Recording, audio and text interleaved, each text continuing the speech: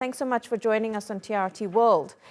These blazes that we're seeing in Greece, as well as many other parts of the Mediterranean, have become the new normal. We saw similar deadly fires in Greece in 2021. How are people and governments going to now have to adapt to all of this? Well, the forest fires are common in the Mediterranean region, but in the recent years, due to extreme, hot temperature plus persistent temperatures over many days or many weeks with dry condition is leading to these extreme fires. I think the governments, in the Mediterranean region, Italy, Greece, and so on, have to really learn to cope with these extreme conditions, which will become more and more severe in the coming years.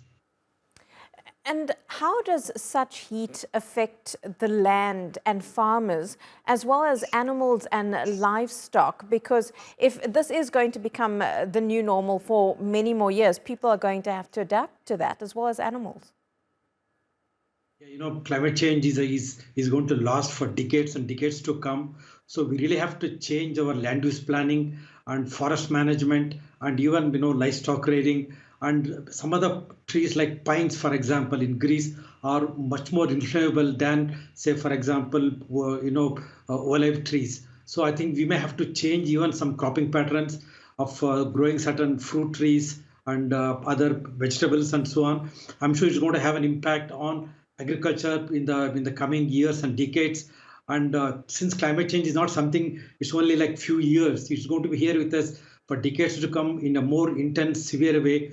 We really have to change our land use planning, forest planning, and water management, definitely.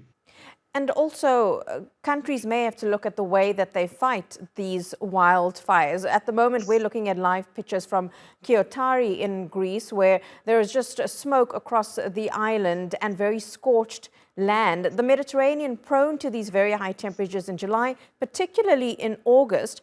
Should the countries in the southern parts of Europe look at ways to mitigate the impact, or even form something like a firefighting task force for the Mediterranean region going forward?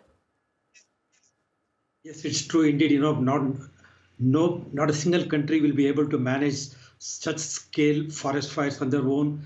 They need really help from the neighbors, and I'm sure they are getting help from France, Turkey, and other neighboring countries.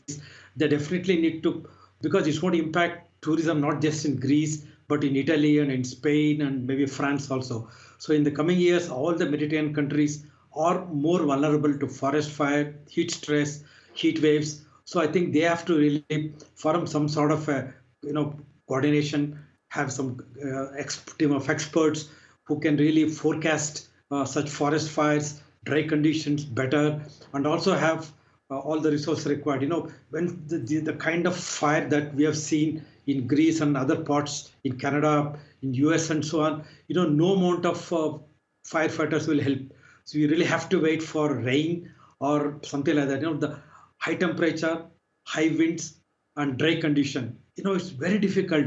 I don't know how many planes you can bring with water. So it's really a fight between man and nature. But I don't think we are ready to really win this war. Yeah, at the moment, it does seem like nature is winning that war. Professor Ravindranath, thank you so much for your time and your analysis.